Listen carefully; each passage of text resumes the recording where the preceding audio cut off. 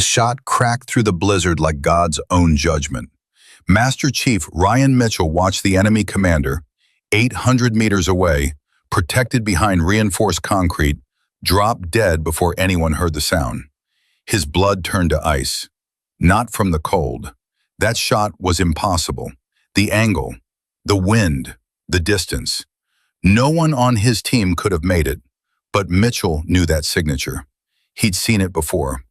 3 years ago, before Lieutenant Emma Collins died on a frozen ridge while he ran away. Who fired that shot? He demanded. The answer would haunt him forever. If you want to know how one ghost can save an entire SEAL team, subscribe to this channel and stay until the end. Drop a comment with your city so I can see how far this story travels. The RPG hit 12 feet from Mitchell's position, and the world became noise and fire and flying debris. He pressed himself against the frozen embankment, rifle clutched to his chest, ears ringing so loud he could barely hear his own screaming thoughts. 30 seconds ago, this had been a clean extraction. Now it was a death trap. Chief, you hit? Petty Officer Derek Lawson's voice crackled through the radio, barely audible over the gunfire. Negative, sound off. The responses came in rapid succession.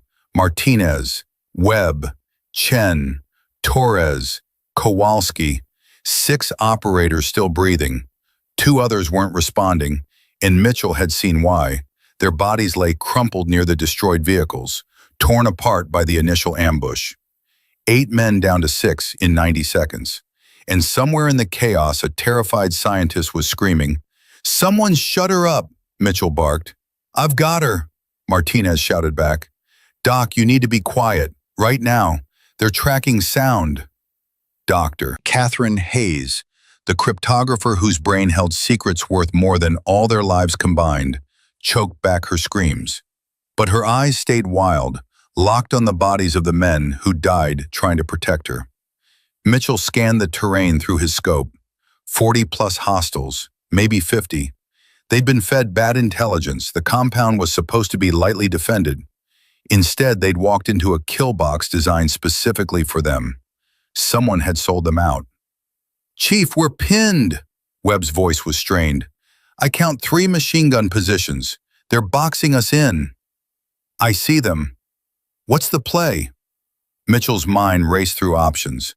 Every one of them ended with body bags. They couldn't advance. The enemy had superior numbers in position. They couldn't retreat. The path behind them was already cut off. They couldn't hold. Ammunition was finite, and reinforcements weren't coming for another 40 minutes. 40 minutes might as well be 40 years. "Chief!" Torres shouted. "Movement on our 6. They're flanking!" That's when the shot came. A single crack that cut through the chaos like a scalpel through flesh. Different from the wild spray of automatic fire. Different from the thundering RPGs. This was surgical, precise, perfect. Mitchell watched through his scope as the enemy commander, a man who'd been directing the assault from a protected position 800 meters to the northeast, collapsed like a puppet with severed strings. For a moment, the gunfire actually paused. Even the enemy seemed confused. "What the hell?" Lawson breathed.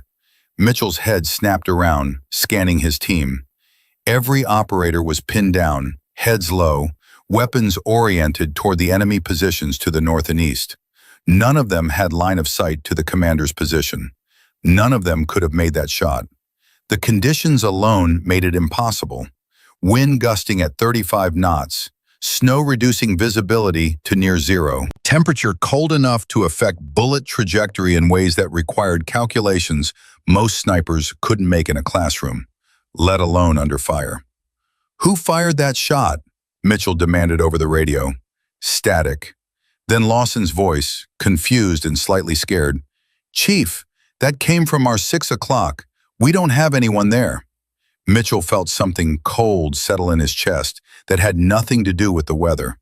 He'd been doing this work for 17 years. He knew the difference between lucky shots and impossible ones. He knew the signature of every sniper he'd ever worked with. This shot had a signature, one he'd thought he'd never see again, one that belonged to someone who'd been dead for 3 years. "No," he whispered. "That's not possible." "Chief, what's not possible? What's going on?" Before Mitchell could answer, another shot rang out, this one from a completely different angle. Whoever was out there had repositioned across hundreds of meters of brutal terrain in less than 60 seconds. The round found a heavy weapons specialist who'd been setting up a PKM machine gun on their eastern flank. The man dropped without a sound. "Contact!" Webb shouted, spinning toward the new angle. "Contact our—" Wait, that came from behind us too." "There's no one behind us." "Then who the hell is shooting?" Mitchell's hands were shaking. He told himself it was the cold. Then his radio crackled with a frequency he hadn't heard in 3 years. An old encryption protocol, one that had been retired when its primary user was declared killed in action. The signal was weak, barely there, but the pattern was unmistakable. 3 short bursts, 2 long, 1 short, a path marker. Mitchell's heart stopped. "Chief?" Martinez was watching him with growing concern. "Chief, you look like you've seen a ghost." "Maybe I have," Mitchell breathed. He pulled out his GPS unit with trembling fingers. The signal was directing them somewhere specific, a route through the frozen marshland that stretched to their east. A route that avoided the obvious paths where ambushes would be waiting. It showed safe ice, solid ground, natural cover.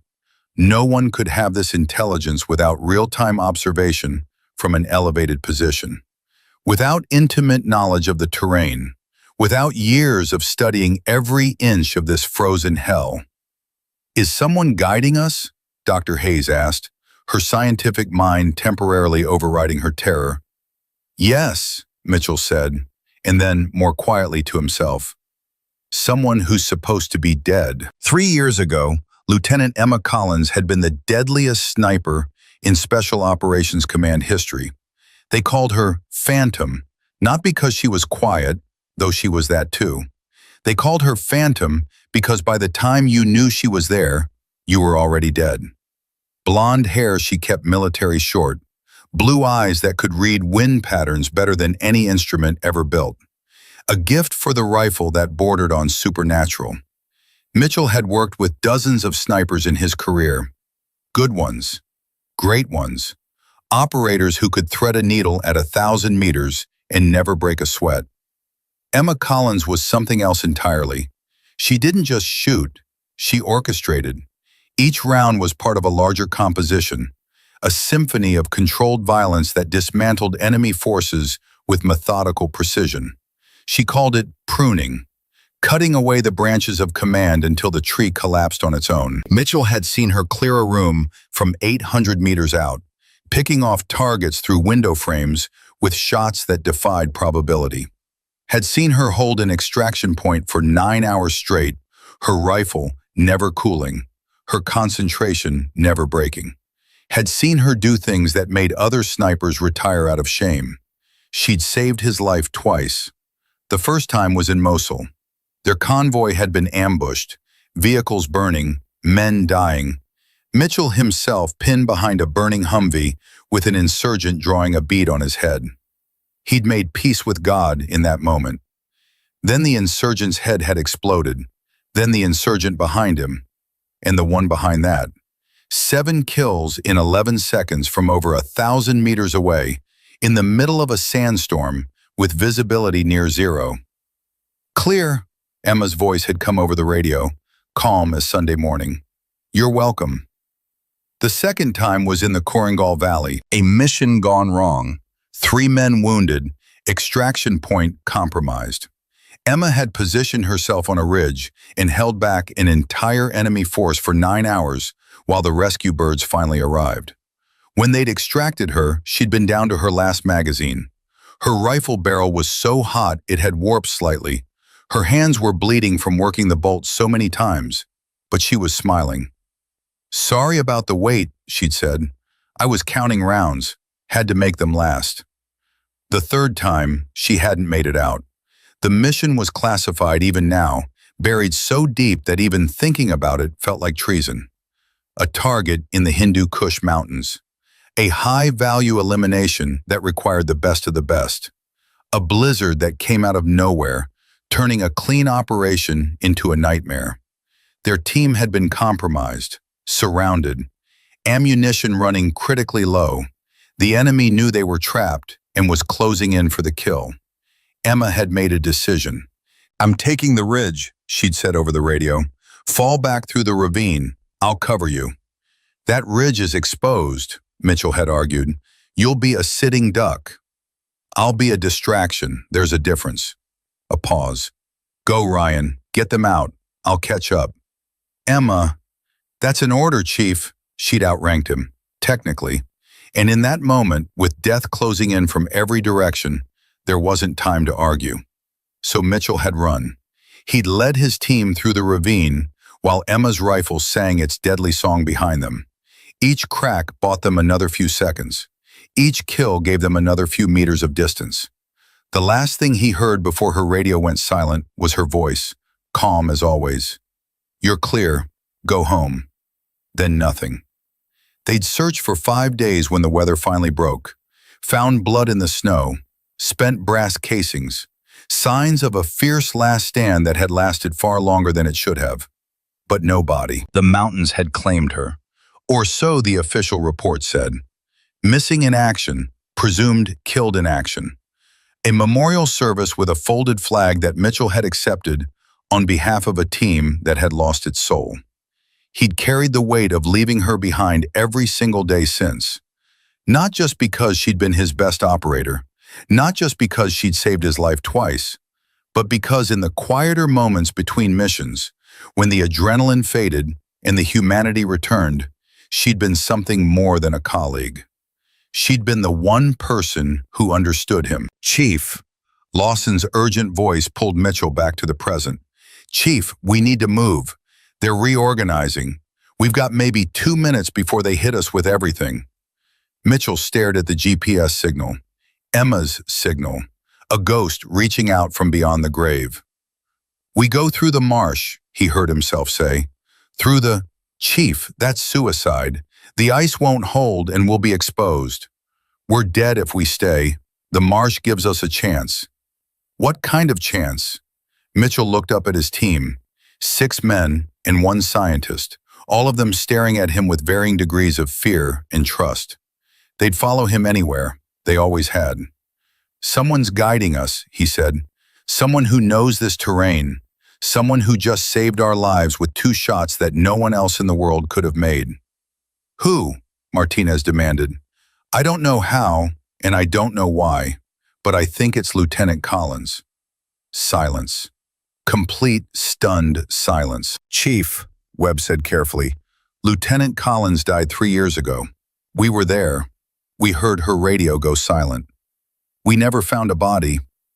In those mountains, in that weather, the body could be anywhere, frozen under 20 feet of snow, fallen into a crevasse. That doesn't mean she's..." Another shot cracked through the air. This one took down a squad leader who'd been coordinating the flanking maneuver on their western side. Then another. Then another. 3 shots. 3 kills. Each one surgically precise. Each one eliminating someone critical to the enemy's command structure. "That's her," Mitchell said quietly. "That's exactly how she works. Pruning. Cut the leaders, the whole tree falls." He switched to the team frequency. "Everyone, we follow the GPS route exactly. Single file, 5-meter intervals. Watch where I step and step exactly where I do. We move in 30 seconds. "Chief," Lawson started.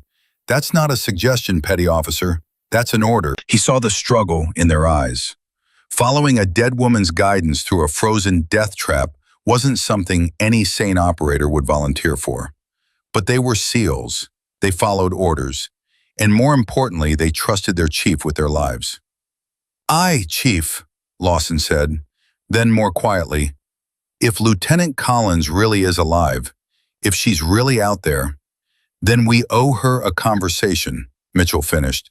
"But first, we survive. Move." They moved. The marsh stretched before them like a frozen nightmare. Thin ice hiding deep water. Solid-looking ground that would swallow a man whole if he stepped wrong. Natural paths that looked safe but led directly into ambush positions. Mitchell followed the GPS signal like a man following a prayer. Behind them, the enemy was in chaos. Their commander was dead. Their communications specialist was dead. Half their squad leaders were dead.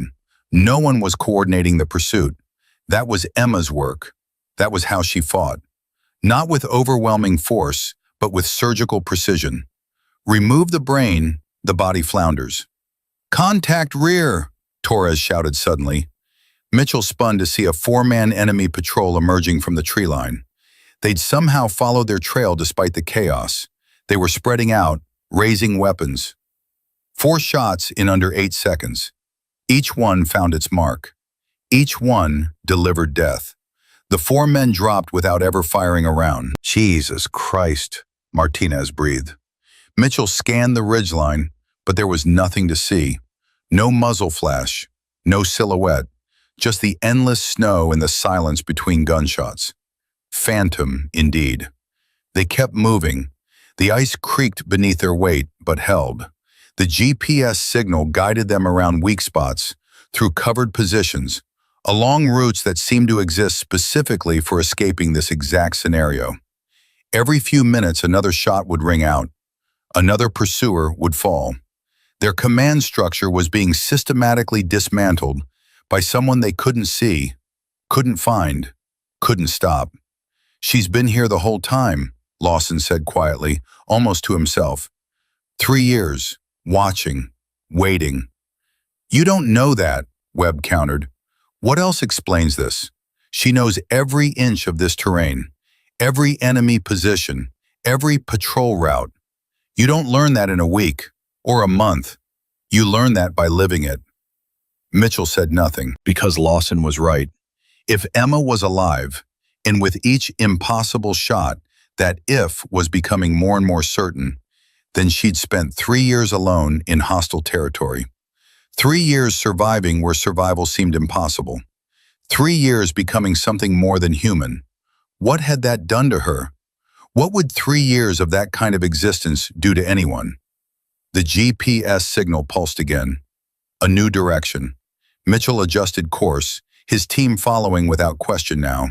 Whatever doubts they'd had were being systematically eliminated along with the enemy forces. They traveled nearly a kilometer when the frequency crackled again, this time with actual words. "Ambush, 200 meters, northeast, 4 hostiles. Wait." Mitchell held up a fist. His team froze. The voice was female, accented slightly with the precision of someone who'd spent too long without speaking her native language. Harder than he remembered, colder. But it was her. It was Emma. "Copy," Mitchell whispered into his radio, barely audible. A pause. Then, "You always did follow instructions poorly. I said wait, not whisper like an idiot." Despite everything, the cold, the danger, the impossibility of this moment, Mitchell felt himself smile. 4 shots rang out in rapid succession. "Clear," Emma's voice said. "Move, quickly. Reinforcements are 3 minutes out." They moved. Dr. Hayes was struggling. The scientist wasn't built for this kind of movement. The cold, the terrain, the constant threat of death. She stumbled twice, caught by Martinez both times, her breath coming in ragged gasps. "I can't," she panted. "I can't keep going." "You can," Mitchell said firmly, "and you will." "My legs won't." "Your legs will work until I tell them to stop. Move." She moved, because there wasn't another option. The GPS signal led them to a ridge overlooking a small valley. Below, Mitchell could see a natural choke point, the only path the reinforcements could take to reach their position. "She's funneling them," Lawson realized. "She's herding us here so she can deal with the pursuit in one place." "She's setting up a kill box," Webb agreed, "with us as the bait." "Not bait," Mitchell corrected. "Protected assets. She's not using us, she's covering us." The first wave of reinforcements appeared in the valley below. 12 men, moving fast, weapons ready. The first shot dropped the lead man. The second shot dropped the man behind him. The third, fourth, and fifth shots came so fast they almost seemed like a single sound. The remaining 7 men dove for cover, firing wildly at a shooter they couldn't see. But there was no cover in that valley.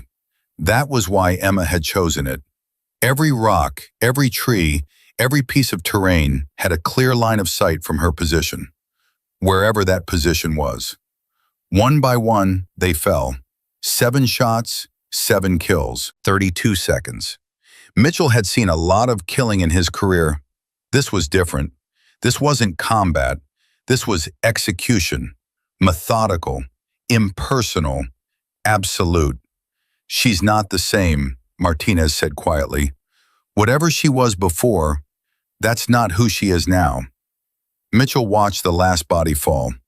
3 years alone will change anyone, but she's still saving our lives. That has to count for something.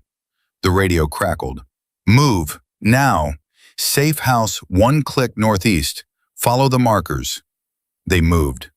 The safe house was a cave system carved into the mountainside, invisible from the air, defended by natural choke points that would turn any assault into suicide. Inside, they found evidence of long-term habitation, preserved food stores, water collection systems, weapons caches, maps covering every inch of the surrounding territory. "She's been here the whole time," Webb said, examining the maps. Each one marked with enemy positions, patrol routes, supply lines. Dozens of red X marks indicated eliminated targets. "This isn't survival. This is war." "One woman against an entire enemy network," Lawson agreed. "For 3 years. Mitchell found a journal near a makeshift desk. The entries were sparse, clinical, but they told a story of unimaginable resilience. Day 47. Established observation post overlooking eastern approach. Enemy uses this route for supply runs every 3rd day. Predictable.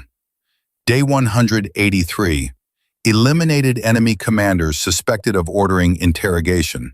3 rounds, 1,100 meters.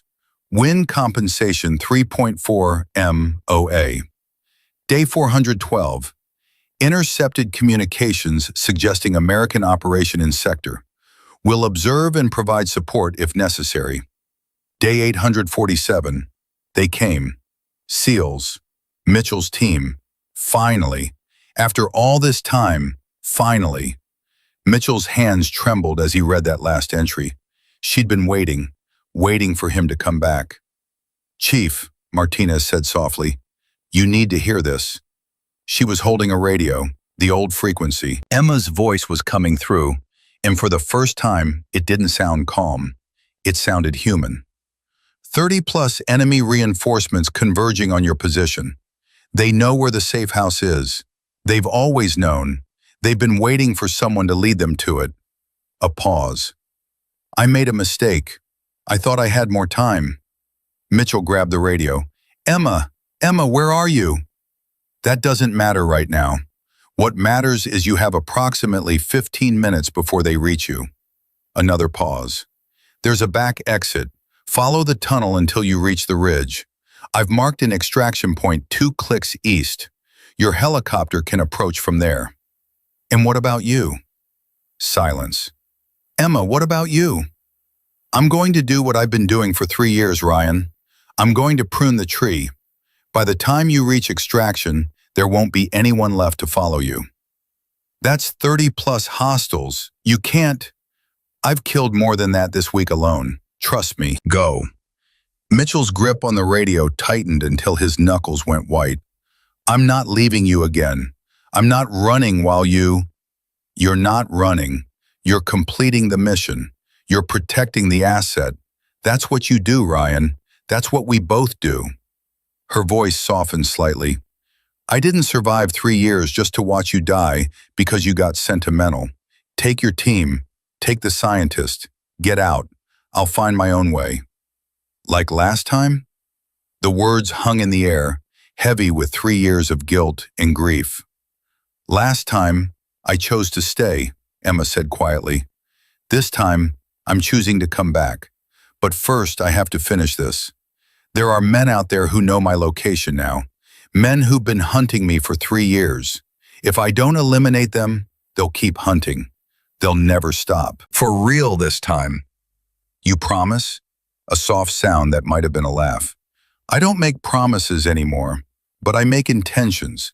And my intention is to see your face when I walk out of these mountains alive. The radio clicked off. Mitchell stood frozen for a moment, the weight of the past 3 years pressing down on him. Around him, his team waited. Dr. Hayes waited. The clock was ticking. 15 minutes. Chief? Lawson's voice was gentle. What do we do? Mitchell looked at the tunnel, the exit, the path to safety. Then he looked back at the maps, at the journals, at 3 years of one woman's private war. We move, he said finally. We take the tunnel. We get to extraction. And Lieutenant Collins? Mitchell picked up his rifle, checked his ammunition, set his jaw. Lieutenant Collins just told us she's coming home. I'm going to make damn sure there's a home for her to come back to. They moved into the tunnel. Behind them, somewhere in the frozen darkness, a ghost prepared for her final hunt. And somewhere in the mountains, 30-plus enemy soldiers had no idea that death was already watching them through a rifle scope, counting their heartbeats, waiting for the perfect moment to add 30 more red X marks to a map that had become her entire world. The tunnel swallowed them whole. Mitchell led the way, his flashlight cutting through darkness so complete it felt like drowning. Behind him, 6 operators and 1 terrified scientist moved in single file, their breathing loud in the confined space. How did she find this place? Webb whispered. She didn't find it, Mitchell replied, his voice tight. She built it. Look at the walls. Webb aimed his light at the stone. Tool marks, recent ones. Someone had widened this natural passage, reinforced the weak points, created a pathway through the mountain that hadn't existed 3 years ago. She's been preparing this for years, Lawson realized. Preparing for us. Preparing for anyone who might need it. Mitchell kept moving. That's who she is, was, is. The radio crackled. Emma's voice, calm despite the impossible odds she was facing. You're clear for another 200 meters. Then the tunnel forks. Take the left passage. The right one leads to a dead end I use for storage. Copy, Mitchell said. Then, because he couldn't help himself, what's your status? Currently watching 34 hostiles converge on the safe house. They think you're still inside. A pause. They're about to be very disappointed. Emma, focus on moving, Ryan. Let me focus on killing. The line went dead. Dr. Hayes stumbled, catching herself against the tunnel wall. Martinez grabbed her arm, keeping her upright. I can't see anything, the scientist gasped. I can't. You don't need to see. You need to walk. 1 foot in front of the other. That's all. How can she be so calm? How can she talk about killing 30 people like she's ordering coffee? Martinez's voice was gentle but firm. Because she's been doing it for 3 years, ma'am. And because right now, her being good at killing is the only reason we're still breathing. They reached the fork. Mitchell took the left passage without hesitation. The tunnel narrowed here, forcing them to move single file with their backs scraping against stone. Claustrophobia clawed at the edges of Mitchell's mind, but he pushed it down. He'd survived worse. They all had. Above them, muffled by rock and earth, the first explosion echoed through the mountain. She's engaging, Torres said quietly. She's winning, Mitchell corrected. There's a difference. The explosions continued. Not random, systematic, each one placed for maximum effect. Each one part of a larger plan that Emma had probably been designing for years. This wasn't a desperate last stand. This was an execution. Chief, Lawson said suddenly, what happens when we get out? We extract, we go home. That's not what I mean. Lawson's voice was careful. I mean, what happens to Lieutenant Collins? She's been declared KIA for 3 years. She's been operating alone in enemy territory without authorization. There are going to be questions, investigations, people who want to know how she survived and why she didn't make contact. Mitchell kept walking. Those questions can wait until she's safe. Can they? You know how this works, Chief. The brass will want answers. The intel community will want debriefs. Someone's going to look at what she's done and ask whether she went native, whether she can be trusted, whether she can be trusted. I believe that, but they won't, not without proof. The tunnel began to slope upward. Fresh air reached Mitchell's lungs, carrying the faint smell of snow and gunpowder. They were close to the exit. Then I'll give them proof, Mitchell said. I'll vouch for her personally. Everything she's done tonight, everything she did for 3 years, that's my testimony. If they want to question her loyalty, they can question mine first. They will, Chief. You know they will. Good. Let them. The tunnel opened onto a narrow ridge overlooking the eastern valley. Dawn was breaking, painting the sky in shades of gray and pink. In the distance, the safe house was burning, surrounded by chaos and confusion. And somewhere in that chaos, Emma Collins was doing what she did best. Mitchell raised his binoculars, scanning the battlefield. Bodies littered the ground around the safe house. Vehicles were burning. Enemy soldiers were running in every direction, firing at shadows, screaming orders that no one was following. I count 18 down, Webb reported. She's already taken half of them. Another shot cracked through the cold air. Another body fell. 19. Martinez was watching the carnage with something like awe. How is she doing this? One person against 30-plus trained fighters. She's not one person anymore, Mitchell said quietly. She's 3 years of anger and grief and survival. She's every man who tortured her, every night she spent alone, every moment she thought about giving up and didn't. He lowered his binoculars. She's not fighting them. She's punishing them. The radio crackled again. 23 down, 11 remaining. They're trying to retreat. A pause. I'm not allowing that. Emma, let them go. You've done enough. No, I haven't. Her voice was cold, clinical, completely detached from the violence she was inflicting. These men know my location. They've seen my face. If any of them survive, they'll talk.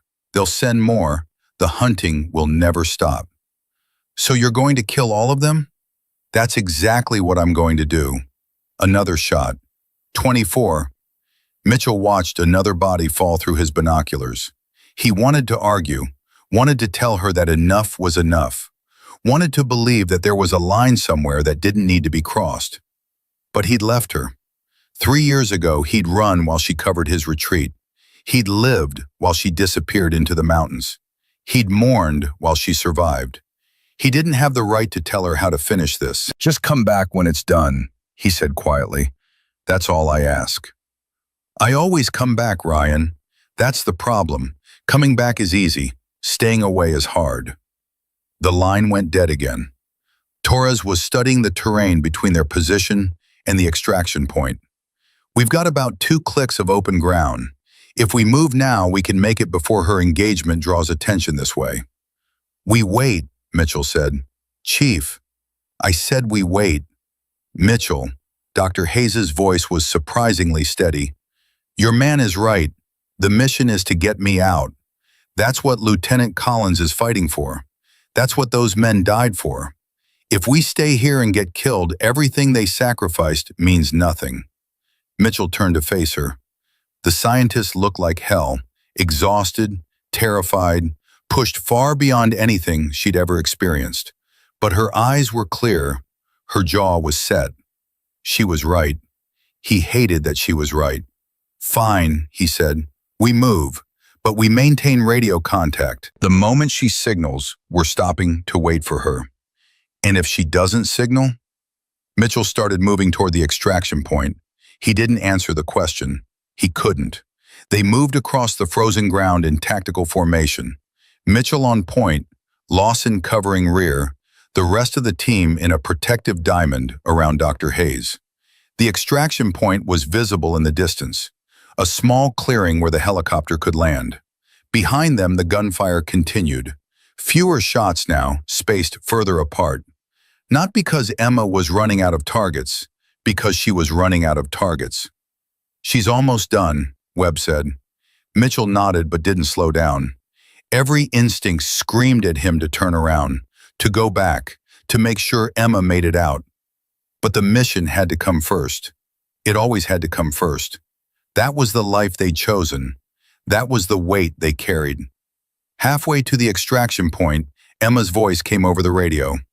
Last 4 are dug in. They found cover I can't penetrate from this angle. Fall back, Mitchell said immediately. Leave them. 4 survivors won't. 4 survivors will tell stories. 4 survivors will describe a blonde American woman who killed their entire unit single-handed. 4 survivors will become a legend that draws more enemies. A pause. I need to reposition. It will take me approximately 15 minutes. We don't have 15 minutes. The helicopter's almost here. Then you'll have to wait. Emma, wait for me, Ryan. Her voice cracked slightly, the first sign of humanity she'd shown since the engagement began. Please, just wait. Mitchell closed his eyes. 3 years ago, he hadn't waited. 3 years ago, he'd run. 3 years ago, he'd left her behind and spent every day since carrying the weight of that choice. We'll wait, he promised, however long it takes. Thank you. A long pause. I need to go silent now. Radio discipline. But I'll be there. I promise. The line went dead. Martinez was watching Mitchell with an expression he couldn't quite read. You love her, she said quietly. What? Lieutenant Collins, you love her. That's why you never stopped looking. That's why you couldn't give up. Mitchell started walking again. She was the best operator I ever worked with, that's all. That's not all. I've served under you for 4 years, Chief. I've seen how you handle loss. This is different. Martinez fell into step beside him. I'm not judging. I'm just saying, be careful. 3 years changes people. The woman who comes out of those mountains might not be the woman you remember. I know. Do you? Because right now you're looking at her like she's still Lieutenant Collins. But what she's doing back there, methodically executing every person who knows her face, that's not the behavior of someone who stayed the same. She's doing what she has to do. Maybe, or maybe she's forgotten how to stop. Martinez's voice was gentle but firm. I'm not saying don't wait for her. I'm saying be ready for whoever shows up. Mitchell didn't respond. He couldn't, because deep down he knew Martinez might be right. They reached the extraction point 15 minutes later.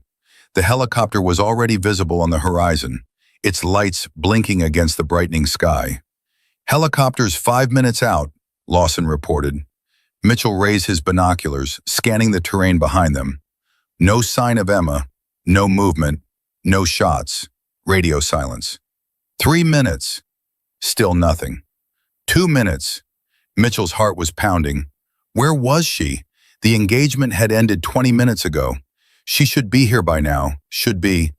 Contact! Torres shouted suddenly. 2 o'clock! Tree line! Mitchell spun, rifle raised, finger on the trigger. A figure emerged from the trees, moving slowly, deliberately, like someone operating on the last fumes of adrenaline, covered in ghillie suit material that made them almost invisible against the frozen ground. Emma Collins walked out of the darkness like a specter rising from the grave. Last 4 are down, she said simply. 34 total. It's done. Mitchell lowered his rifle. His hands were shaking. His eyes were burning. You came back. I told you I would. She stopped a few feet away, swaying slightly. The adrenaline was wearing off, and without it, she was barely standing. Is that the helicopter? Yeah. Good. She took one more step and nearly collapsed. Mitchell caught her. She weighed almost nothing. 3 years of survival rations and constant movement had stripped away everything except muscle and bone and willpower. I've got you, he said. I've got you. I know. Her voice was barely a whisper. You always did. The helicopter landed in a storm of snow and noise. The team loaded quickly, professionals even in their exhaustion. Dr. Hayes was helped aboard first, then Torres, Chen, Kowalski. Lawson grabbed Emma's other arm, and together they carried her to the open door. She stopped at the threshold. "Wait," she said. "Emma, we need to go." "Just wait." She turned, looking back at the mountains, at the burning safe house in the distance, at the landscape that had been her prison and her kingdom for 3 years. "Goodbye," she whispered, "and good riddance." Then she let them lift her into the helicopter, and the door closed behind her. They were airborne 30 seconds later. Mitchell sat next to Emma as the bird climbed towards safety. She'd closed her eyes the moment she sat down, but he could tell she wasn't sleeping. Her jaw was too tight. Her breathing was too controlled. "What are you thinking about?" he asked quietly. "I'm thinking about the last time I was in a helicopter leaving a mission." She didn't open her eyes. 3 years ago. Different helicopter, different extraction point, but the same feeling. What feeling? Like I'm dreaming. Like none of this is real. A pause. Like I'm going to wake up back in that cave, alone, and realize the rescue was just another fantasy I invented to keep myself sane. Mitchell reached over and took her hand. She flinched at the contact. 3 years without human touch had made her wary, but she didn't pull away. "This is real," he said. "I'm real. You're coming home." Home. She said the word like she was testing it, like she'd forgotten what it meant. "I don't know what that means anymore, Ryan. I don't know who I am when I'm not hunting. Don't know how to exist when there's no one trying to kill me." "You'll figure it out." "Will I?" She finally opened her eyes, and he saw something in them he'd never seen before. Fear. Not the fear of death. She'd made peace with that long ago. The fear of life. The fear of existing in a world that had moved on without her. "I killed 34 people tonight," she said quietly. "Not because I had to, because I wanted to. Because after 3 years of being hunted, I wanted them to know what it felt like." Her voice dropped even lower. "Does that make me a monster?" "It makes you human. A human who's been through something no one should have to survive." That's a diplomatic answer. It's an honest answer. Mitchell squeezed her hand. "You did what you had to do. You survived. You came back. That's what matters." "Is it?" She looked down at their intertwined fingers. "I've spent 3 years being a weapon, Ryan. 3 years with no purpose except destruction. I don't know how to be anything else anymore." "Then we'll figure that out together. You're not alone anymore, Emma. Whatever comes next, you're not facing it by yourself." She was quiet for a long moment. The helicopter hummed around them. Outside, the sun was rising over the mountains, painting the frozen landscape in shades of gold and pink. "Together," she finally repeated. "I'd forgotten what that word felt like." "You'll remember." "Promise?" Mitchell smiled. "I don't make promises. I make intentions. And my intention is to spend however long it takes reminding you." Something shifted in her expression, something that might have been hope. "Okay," she said quietly. "Okay." She closed her eyes again. This time her breathing slowed, her grip on his hand relaxed, and she finally let herself drift into something like sleep. Mitchell watched her for a long moment. The woman beside him was different from the one he'd known 3 years ago. Harder, colder, shaped by experiences he could barely imagine. But she was alive. She was here. And whatever came next, he was going to make sure she never had to face it alone. The helicopter banked toward friendly territory, carrying its cargo of survivors toward a future none of them could predict. Behind them, the mountains burned, and somewhere in the ashes of 34 graves, a 3-year war had finally ended. Lawson leaned forward from his seat across the cabin. "Chief," he said quietly, "there's something you should know." "What is it?" "While we were in the tunnel, I was monitoring enemy communications. They mentioned something about the attack on our convoy, how they knew exactly where we'd be." Lawson paused. "They had inside information, Chief. Someone told them we were coming." Mitchell's blood ran cold. "You're saying we were sold out?" "I'm saying 30 heavily armed fighters don't show up at a secret extraction point by accident. Someone knew. Someone with access to our mission brief. Emma's eyes opened. She'd been listening. I knew, she said. Both men turned to stare at her. I knew your operation was compromised, Emma continued. I've been monitoring enemy communications for 2 years. They have a source inside American intelligence. Someone highly placed. I don't know who, but I know they exist.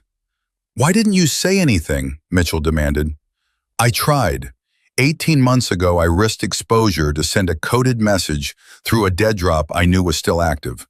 I warned that there was a leak, that operations in this sector were being compromised before they began. And, Emma's jaw tightened. And nothing.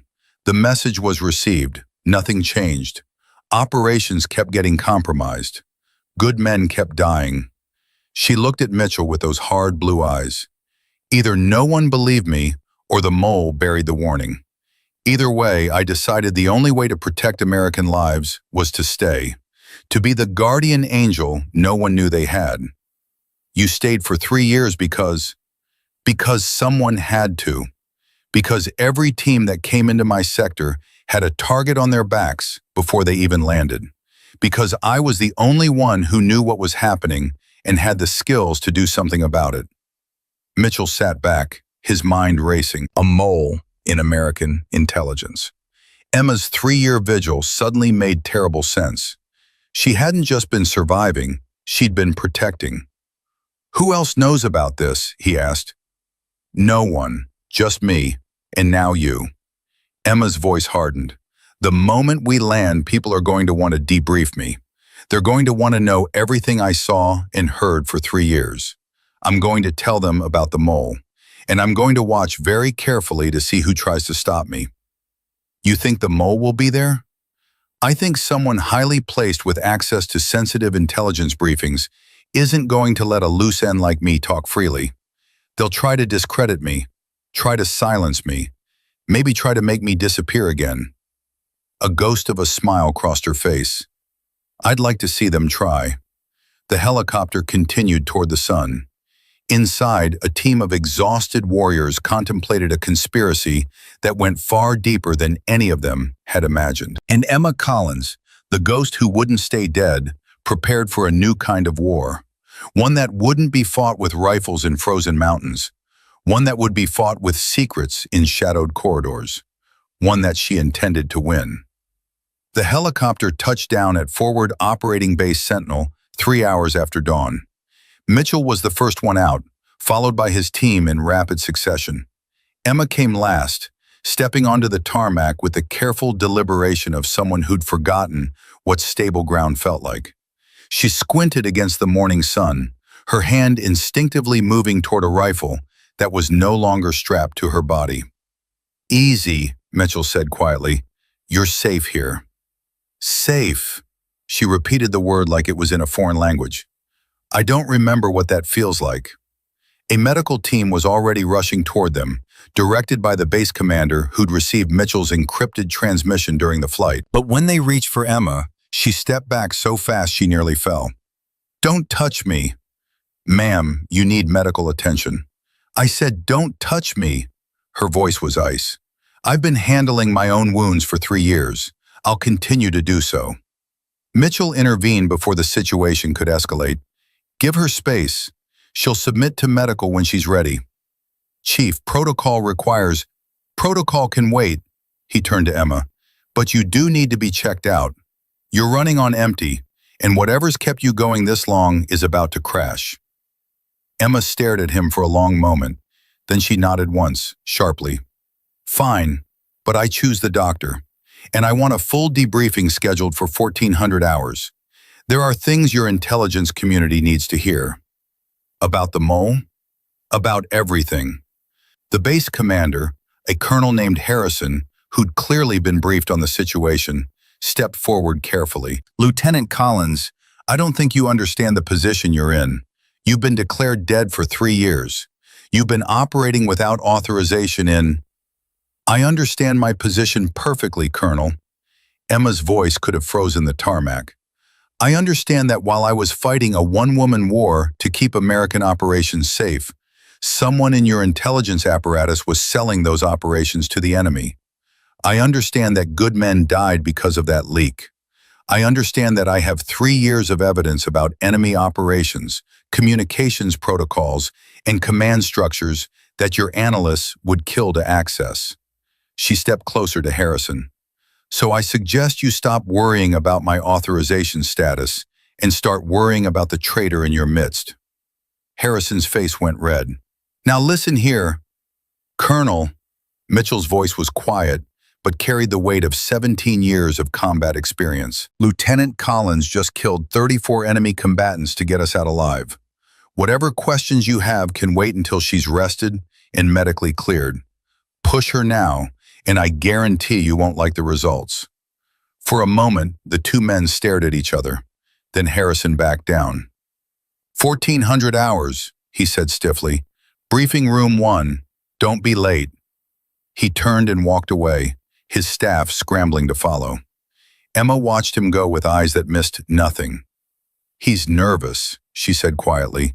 Did you see how he reacted when I mentioned the mole? He's not the traitor. He doesn't have the composure for it, but he knows something. You got all that from a 30-second conversation? I got all that from 3 years of studying how people lie. She turned to Mitchell. The mole is here, Ryan, on this base or connected to it. They knew about your mission because someone here told them. That's a serious accusation. It's a fact. I intercepted the communication myself 18 months ago. The intelligence came from this sector, from someone with access to operational planning. Her jaw tightened. I just need to find out who. Mitchell looked at the base around them. Hundreds of personnel, dozens of departments. Any one of them could be compromised. How do you plan to do that? Emma smiled, but there was no warmth in it. By watching, listening, waiting. The smile faded. The same way I've been doing it for 3 years. The medical examination took 2 hours. Emma submitted to it with barely concealed impatience, answering questions in monosyllables and refusing to elaborate on injuries that clearly had stories behind them. The doctor, a Navy captain named Rodriguez, who'd been specifically requested because she had no connections to the intelligence community, documented everything with professional detachment. Multiple healed fractures, Rodriguez reported to Mitchell, who was waiting outside. Evidence of at least 3 gunshot wounds that were self-treated. Malnutrition, chronic dehydration, muscle damage consistent with extreme physical stress over an extended period. She paused. And psychological indicators that concern me. What kind of indicators? Hypervigilance, dissociation, inability to relax even in a secured medical facility. Rodriguez lowered her voice. Chief, that woman has been in survival mode for 3 years. The human mind isn't built for that. Whatever kept her going this long, it's not going to shut off just because she's technically safe now. What are you saying? I'm saying she needs psychiatric evaluation before any debriefing. I'm saying the things she's experienced have changed her in ways that might not be obvious at first glance. I'm saying you need to be careful. Mitchell nodded slowly. Noted, but the debriefing happens at 1400 as scheduled. She has information that could save lives. Information is useless if the person delivering it isn't stable enough to be believed. Then let me worry about that. Mitchell moved past her toward the examination room. Is she cleared for duty? Physically? Barely. Mentally? Rodriguez shook her head. That's above my pay grade. Mitchell found Emma sitting on the edge of the examination table, staring at nothing. She looked smaller somehow, diminished by the sterile environment and harsh lighting. The ghillie suit had been replaced with standard fatigues, and without it, she seemed almost fragile. Hey, he said softly. She didn't look up. The doctor thinks I'm crazy. The doctor thinks you've been through something traumatic. There's a difference. Is there? Emma finally met his eyes. I killed 34 people last night without hesitation. I've been killing for 3 years without hesitation. At what point does survival become something else? At the point where you start enjoying it. Who says I didn't? The words hung in the air between them. Mitchell searched her face for some sign that she was joking, testing him, anything other than serious. He found nothing. Emma, there was a moment last night when I was picking them off one by one, when I could see their fear, their confusion, their desperate attempts to find cover that didn't exist. Her voice was flat, emotionless. I felt something, Ryan. Not satisfaction, not pride, but something. What? Power. She looked down at her hands. For 3 years, I was prey, hunted, hiding, surviving on scraps and shadows. Last night, I was the predator. I was the thing they feared. And part of me, a bigger part than I want to admit, loved it. Mitchell sat down next to her. That's not crazy. That's human. After what you went through, anyone would feel the same way. Would they? Would you? I don't know. I've never had to survive alone for 3 years. But I know you, Emma. I know who you are underneath all the scar tissue. And that person isn't a monster. That person is a soldier who did what she had to do. You keep saying that, did what I had to do, like it was simple, like it was just survival. Emma's voice cracked slightly. Do you know how many people I killed before last night? 87. I kept count. Every single one. Names when I could learn them. Faces when I could see them. 87 human beings who had families and dreams and lives, and I ended all of them. They were enemies. They were people. Enemies, yes, but people. She stood up abruptly, moving to the window. I used to believe there was a line, a clear division between us and them, between justified killing and murder. But after 87 bodies, the line gets blurry. After 3 years alone with nothing but your rifle and your conscience, the line disappears entirely. Mitchell rose and moved to stand behind her. The fact that you're wrestling with this means you haven't lost yourself. Monsters don't question what they've done. Monsters don't keep count. Or maybe monsters are just very good at pretending to have consciences. She turned to face him. I need you to understand something, Ryan. The woman you knew 3 years ago, she's gone. I'm what's left. And I don't know if what's left is worth saving. That's not your call to make. Isn't it? No. Mitchell took her hands in his. You saved my life. Again. You saved my entire team. You've been protecting American operations for 3 years without recognition, without support, without anyone even knowing you were alive. That's not the action of someone who isn't worth saving. That's the action of a hero. Heroes don't enjoy killing. Heroes do what has to be done, regardless of how it makes them feel. He squeezed her hands. You're not a monster, Emma. You're a survivor. And survivors carry scars. That's just the price of living. She stared at him for a long moment. Then slowly some of the tension left her shoulders. The debriefing is in 2 hours, she said quietly. I need to prepare. I'll be right there with you. I know. The ghost of a smile crossed her face. That's the only reason I'm doing it. The briefing room was packed. Mitchell counted at least 15 people around the table. Intelligence officers, military brass, representatives from agencies whose names were probably classified. At the head of the table sat Colonel Harrison, flanked by a woman in civilian clothes whose cold eyes suggested she was from somewhere in the alphabet soup of American intelligence.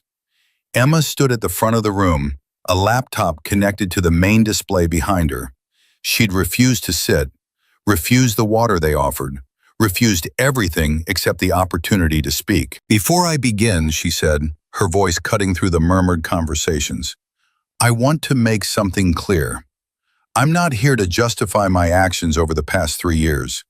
I'm not here to answer questions about my unauthorized operations or my failure to make contact. I'm here because there's a traitor in American intelligence, and if you don't find them, more people are going to die. The room went silent. 3 years ago, I was captured during an operation in the Hindu Kush mountains. I was held for 6 weeks before I escaped. During that time, I learned things about how the enemy operates, specifically how they acquire intelligence about American military movements. She pressed a button, and a map appeared on the screen behind her. Over the following 3 years, I conducted surveillance on enemy communications in this sector. I documented patterns, I identified sources, and I reached a conclusion that I reported 18 months ago through a dead drop that I knew was still active. What conclusion? The civilian woman asked. That there is a highly placed source within American intelligence providing the enemy with operational details, mission timing, personnel assignments, extraction routes. Emma's eyes swept the room. Someone in this room, or connected to it, is a traitor. The reaction was immediate. Voices rose in protest. Harrison's face went purple.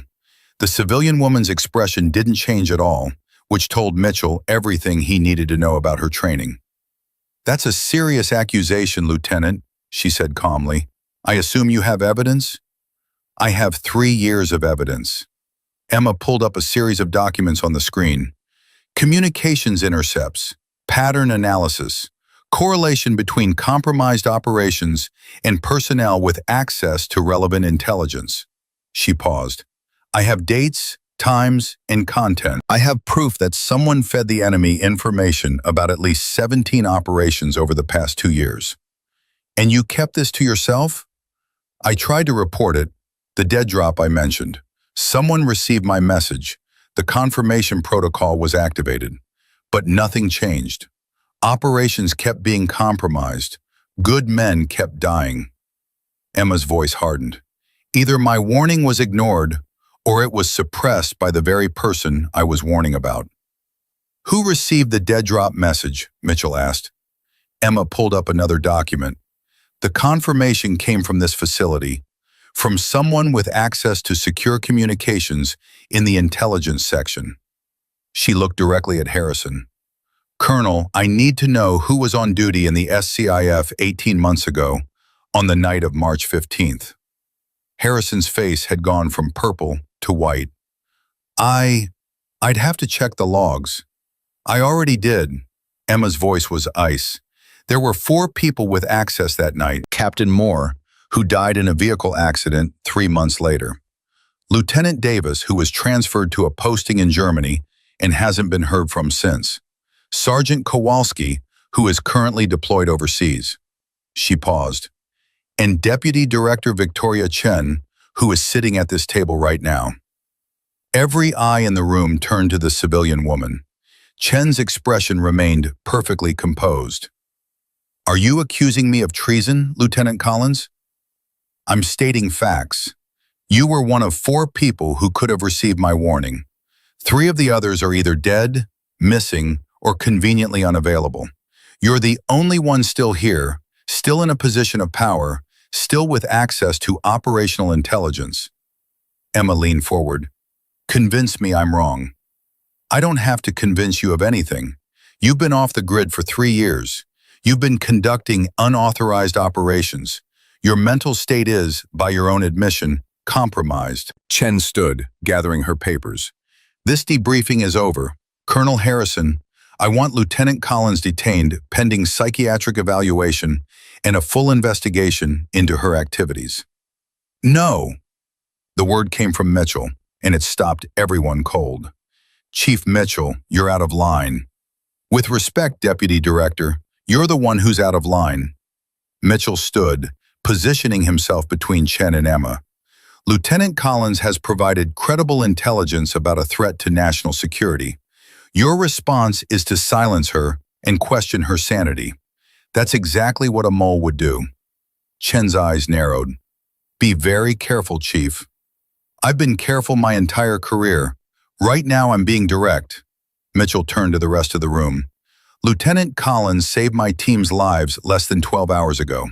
She has 3 years of intelligence that no one else has access to. She tried to warn us about a traitor and was ignored. The only question that matters right now is, why?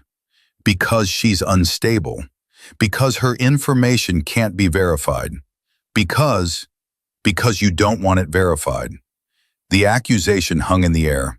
Chen's composure finally cracked. I have served this country for 23 years. I have given everything, my marriage, my health, my entire life, to protecting American interests. And I will not stand here and be accused of treason by a woman who spent 3 years playing soldier in the mountains and a SEAL chief who's clearly too emotionally compromised to see straight. Then prove us wrong, Emma said quietly. Submit to a polygraph. Open your communications to review. Account for your whereabouts during the 17 compromised operations I documented. She stepped closer. If you're innocent, you have nothing to hide. If you're guilty, we'll find out anyway. The only question is how many more people die before we do. For a long moment, no one moved. Then Chen turned to Harrison. Colonel, arrest them both. Conspiracy to commit defamation. Unauthorized disclosure of classified information. Whatever else you can think of. Harrison didn't move. Colonel, I gave you an order. With respect, Deputy Director, I've been reviewing the same patterns Lieutenant Collins identified. The correlation between compromised operations and your access to intelligence. Harrison's voice was steady, but his hands were shaking. I've had concerns for months. I just didn't have the evidence to voice them. Chen's face went pale.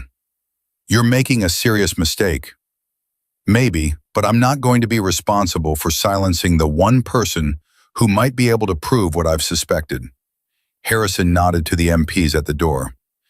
Deputy Director Chen, you're being placed under administrative detention pending a full investigation. Please surrender your credentials and come with me. For a moment, Mitchell thought Chen might resist. Her hand moved toward her jacket, reaching for what he didn't want to know. Then Emma was there, faster than anyone could track, her hand clamping down on Chen's wrist with iron grip. Don't, Emma said softly. I've killed 87 people, Deputy Director. One more won't make a difference to me. But it might make a difference to whatever's left of your soul. Chen's eyes met Emma's. Whatever she saw there made her go limp. Fine, she whispered. But you're wrong. You're all wrong. And when the truth comes out, you'll see. The MPS led her away. The room erupted in chaos, but Mitchell wasn't paying attention to any of it. He was watching Emma, who had gone perfectly still, staring at the door through which Chen had disappeared. You knew, he said quietly. You knew it was her before you walked into this room. I suspected. Emma's voice was distant. I've been watching her communications for 18 months. The patterns were there, but I needed her to react to confirm it. That was a hell of a gamble. It was a calculated risk. She finally turned to face him. The same kind of risk I've been taking for 3 years. And if you'd been wrong, then I would have kept looking. The mole exists, Ryan. Chen might be part of it, or she might be a dead end. But someone betrayed us. Someone is still betraying us. Her eyes hardened. And I'm going to find them. We're going to find them, Mitchell corrected. Emma looked at him for a long moment. Then slowly she nodded. We're going to find them, she agreed. Together. The helicopter touched down at Forward Operating Base Sentinel, and Emma's boots hit concrete for the first time in 3 years. She stumbled. Mitchell caught her arm, steadying her. Easy. I'm fine, but her voice betrayed her. The solid ground felt wrong, too stable, too permanent. For 3 years, she'd lived on shifting snow and unstable rock. Her body had forgotten what certainty felt like. A medical team rushed toward them. Emma saw the stretcher, the IV bags, the eager hands reaching for her, and something primal ignited in her chest. Don't touch me! The medics froze. Ma'am, you need... I said, don't touch me. Her hand was already reaching for a weapon that wasn't there. 3 years of survival instincts screaming that anyone approaching was a threat. Mitchell stepped between them. Give her space.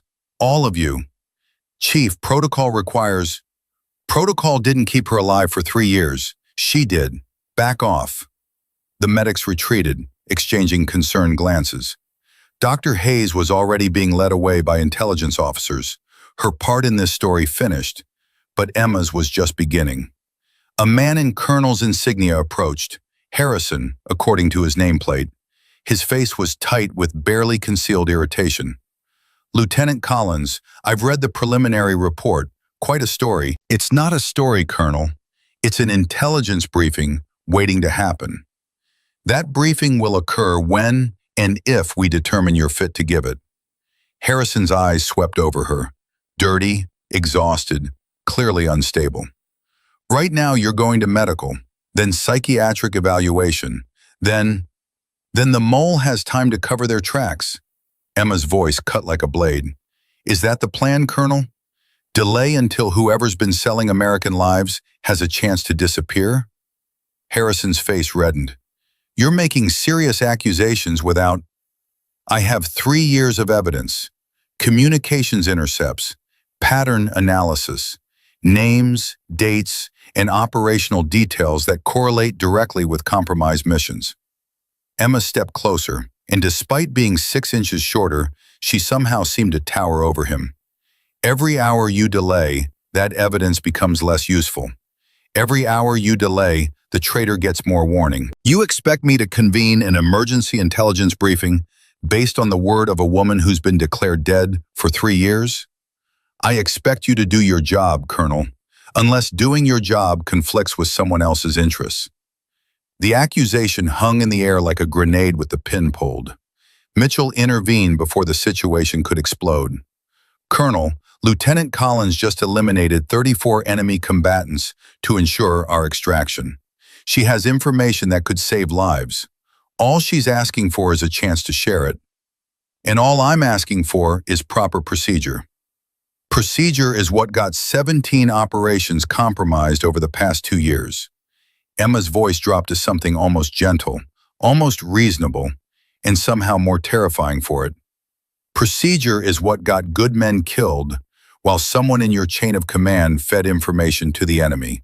Procedure is what I circumvented for 3 years because following it would have meant more body bags." Harrison stared at her.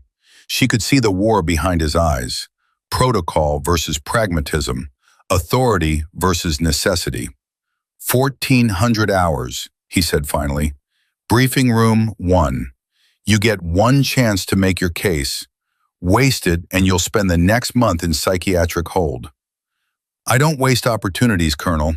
I learned that lesson the hard way." Harrison turned and walked away without another word.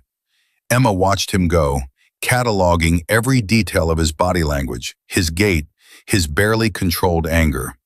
Not the mole, too emotional, too reactive, but he knew something, or suspected something. The way he'd flinched when she mentioned compromised operations. That wasn't the reaction of an innocent man. "You're already working the room," Mitchell said quietly. "I'm always working the room. That's how I stayed alive." "Emma," he hesitated, "you need to be careful. These people aren't enemies. They're not going to respond well to being treated like suspects. Everyone is a suspect until proven otherwise. That's the first rule of counterintelligence." She finally turned to face him. "And the second rule is that the mole is always the person you least expect." The medical examination was a battle of wills. Emma refused to lie down, refused to close her eyes, refused to let anyone touch her without announcing exactly what they were going to do first. Dr. Rodriguez, the Navy physician assigned to her case, had seen combat trauma before, but nothing quite like this.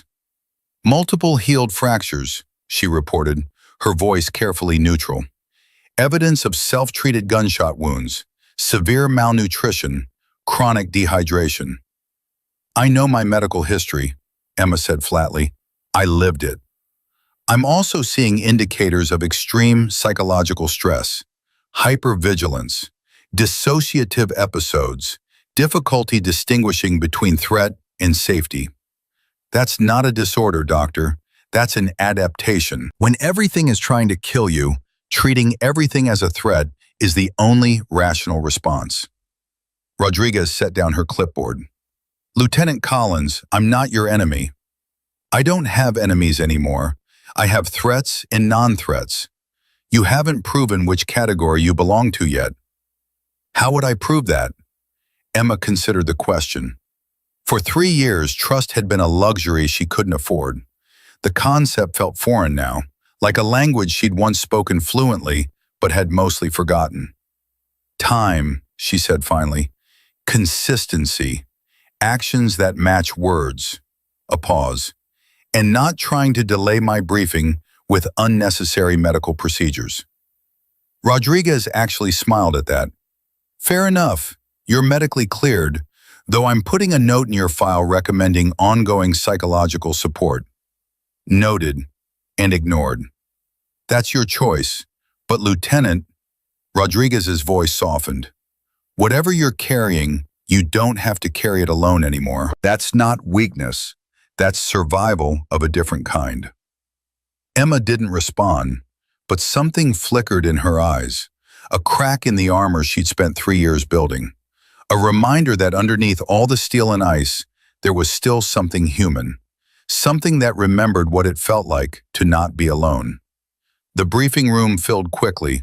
Mitchell counted 18 people around the table, more than he'd expected. Intelligence officers from 3 different agencies, military brass from every branch, a woman in civilian clothes whose cold demeanor screamed, "Company," louder than any badge could. Emma stood at the front of the room, unnaturally still. She'd refused a chair, refused water, refused everything except a laptop connected to the main display. "Before I begin," she said, "I want to establish something. I'm not here to defend my actions. I'm not here to explain why I didn't make contact. I'm here because there's a traitor in American intelligence, and every minute we waste on procedure is a minute they use to cover their tracks." The CIA woman, her nameplate read, Chen, Deputy Director, leaned forward. "That's a serious accusation, Lieutenant." "It's a fact, Deputy Director, and I have 3 years of evidence to prove it." Emma pressed a button, and a complex diagram appeared on the screen. "This is a pattern analysis of compromised operations in the Hindu Kush sector over the past 36 months. 17 missions, 12 ambushes, 43 American casualties." She let that number hang in the air. Every single one was compromised before execution. The enemy knew we were coming. "That could be coincidence," someone said. "Bad luck, poor operational security." I thought the same thing, at first. Another button press, another diagram. This is a timeline of the compromised operations, cross-referenced with intelligence briefing schedules. Notice anything? Mitchell studied the diagram. It took him a moment, but then he saw it. Every compromised operation had been briefed at a specific facility, through a specific channel, to a specific group of people. "They all went through the same pipeline," he said. "Exactly. Same facility, same clearance level, same distribution list." Emma's eyes swept the room. "Someone on that distribution list is a traitor." The room erupted in protests, denials, accusations of paranoia and instability.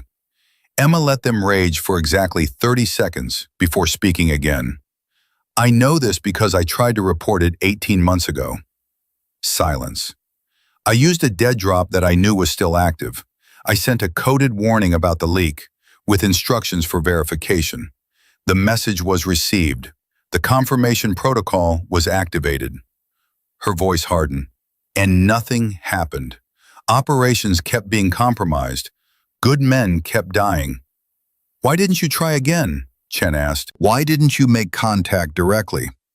"Because the only way my warning could have been ignored is if the mole intercepted it, or if the person who received it was the mole themselves." Emma turned to face Chen directly. "I stopped trusting the system, Deputy Director, and I started trusting only myself." "That sounds like paranoia. That sounds like survival. There's a difference." Chen's expression didn't change. Too controlled, too practiced. Mitchell found himself studying her more closely, looking for tells he might have missed. "You said you have evidence," Chen continued. "Show us." Emma nodded and pulled up a new file. Communications intercepts, 3 years worth. I monitored enemy transmissions whenever I could access equipment from eliminated patrols. This is what I found. The screen filled with translated transcripts, timestamps, operational codes. Mitchell's blood ran cold as he read them. These weren't vague references or coded hints. These were detailed briefings about American operations, delivered to enemy commanders sometimes hours before execution. They knew everything, Lawson breathed from his position against the wall. Timing, routes, personnel. They knew because someone told them. Emma highlighted a specific intercept. This one is from 18 months ago. It references my dead drop warning. It instructs enemy units to ignore it because it's been, and I quote, contained at source. Someone suppressed your warning, Mitchell said. Someone with access to secure communications at the facility where I sent it. Someone with the authority to bury an intelligence report without triggering review protocols. Emma's eyes locked onto Chen. The dead drop confirmation came from this facility's SCIF. There were 4 people with access that night. 3 of them are dead, missing, or deployed overseas. One of them is in this room. Every eye turned to Chen. The deputy director's composure finally cracked. Not much, a slight tightening around the eyes, a barely perceptible tension in her shoulders. But enough. Are you accusing me of treason, Lieutenant Collins? I'm stating facts. You are one of 4 people who could have received my warning. You're the only one still here, still in a position of power. Convince me I'm wrong. I don't have to convince you of anything. Chen stood, her chair scraping against the floor. This briefing is over. Colonel Harrison, I want Lieutenant Collins detained, pending psychiatric evaluation and a full investigation into her unauthorized activities. No. The word came from Harrison, and it surprised everyone, including Harrison himself. Colonel, I'm giving you a direct... With respect, Deputy Director, I've been reviewing the same patterns Lieutenant Collins identified. I've had concerns about operational security in this sector for months. Harrison's voice was steady, but his hands were shaking. I'm not going to silence the one person who might be able to prove what I've suspected. You're making a serious mistake. Maybe, but it's my mistake to make. Harrison nodded to the MPs at the door. Deputy Director Chen, you're being placed under administrative detention pending investigation. Chen's hand moved toward her jacket.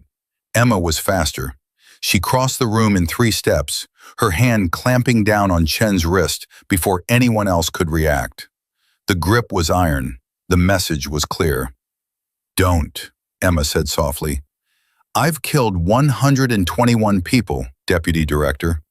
1 more won't cost me any sleep. Chen's eyes met Emma's. Whatever she saw there made her go still. You're wrong, Chen whispered. I'm not the mole. Then you have nothing to worry about. You don't understand. If I'm detained, if I'm removed from my position, Chen's voice cracked, the real traitor will know.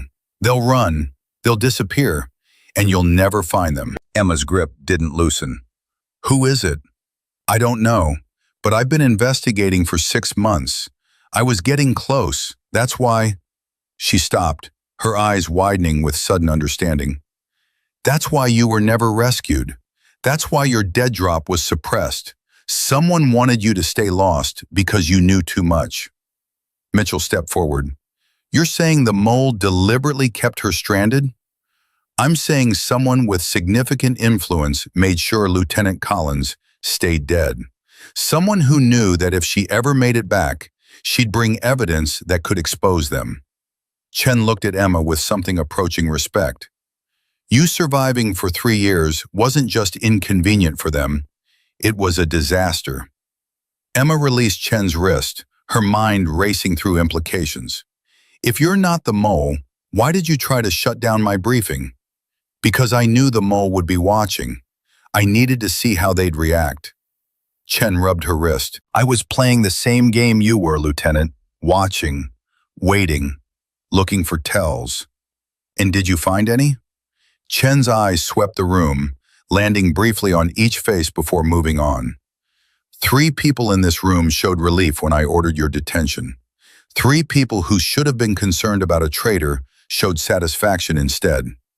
Who? I can't prove anything yet. That's why I needed more time. Chen straightened her jacket. Time that we no longer have, thanks to your dramatic entrance. Emma and Chen stared at each other. 2 predators recognizing a fellow hunter. Then we work together, Emma said. Pool our intelligence. Find the real traitor. You trust me now? I don't trust anyone, but I believe you're not the leak, and that makes you useful. Emma turned to Harrison. Colonel, release the deputy director and lock down this facility. No communications in or out until we identify the mole. Harrison hesitated. That's an extreme measure. The enemy knows we're hunting them. If they haven't already run, they will the moment they get a message out. Emma's voice brooked no argument. Lock it down, now. Harrison made the call. 40 minutes later, the base was sealed. No phones, no emails, no contact with the outside world. And somewhere in the facility, a traitor was trapped. Emma stood in the intelligence center, staring at a board covered with names, photographs, and connection lines. Chen worked beside her, adding data from her own investigation. Mitchell watched them both, marveling at how quickly they'd shifted from adversaries to allies. 17 compromised operations, Emma murmured. 43 casualties, 3 years of betrayal. She turned to Chen. Who had access to all of them? That's the problem. The distribution list for these operations included over 30 people. Any of them could be the leak. Then we narrow it down. Cross-reference with the dead drop intercept. Who was in position to suppress my warning? Chen pulled up a file.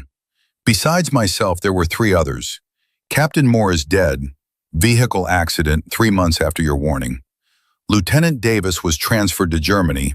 Hasn't been heard from since. Sergeant Kowalski is currently deployed. Convenient. Emma's eyes narrowed. Moore dies. Davis disappears. Kowalski is sent away. Anyone who could corroborate the suppression is gone.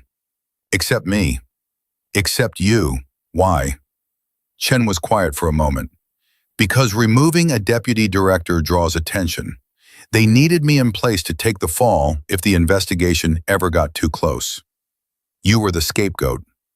I was the insurance policy. Chen pulled up another file. But there's something else.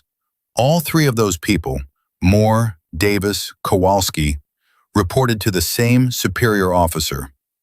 Emma leaned closer to the screen. Who? The name appeared, and Mitchell felt his blood freeze. Colonel Harrison. Emma's hand moved to a sidearm that wasn't there. He played us. The whole thing, resisting Chen's detention, ordering the lockdown, it was all theater. Or he's innocent and this is a frame job. Chen's voice was cautious. We need proof. Then let's get it. Emma turned to Mitchell. Where's Harrison now? He left the briefing room 20 minutes ago. Said he needed to coordinate the lockdown personally. The communications center. He's going to try to send a warning before the lockdown is complete. Emma was already moving. We need to stop him. They ran. Through corridors that seemed to stretch forever. Past confused personnel who scattered at the sight of 3 people sprinting with weapons drawn. Toward the one place where a desperate traitor could still reach the outside world. The communications center door was closed when they reached it, and locked from the inside. Mitchell hit the door with his shoulder. It didn't budge. Harrison, Emma's voice was controlled fury. Open the door. No response. But they could hear movement inside, keyboards clicking, equipment humming. He's transmitting, Chen said.